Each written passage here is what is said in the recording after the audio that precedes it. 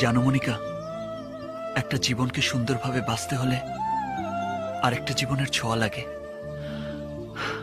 আমি মনে করেছিলাম তোমার ভালোবাসার স্পর্শে আমার জীবনটাকে সাজাবো, সে তো আর হলো না। মনিকা, আমি জানতাম পৃথিবীতে এমন কিছু মানুষ আছে যারা ভালোবাসে, কিন্তু তাদের ভালোবাসা জয়ী হয় না।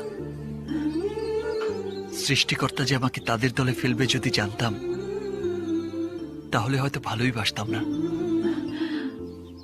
আমি আমার জীবনের সবকিছু চাওয়ার আগেই পেয়ে গেছি। না পাওয়ার কষ্ট যে কত বেশি কষ্টের, আজ তা বুঝতে পারছি। আমার চাওয়ায় হয়তো ভুল ছিল, আমার ভালোবাসায় হয়তো শক্তি নেই, তাই তোমাকে পেলাম না।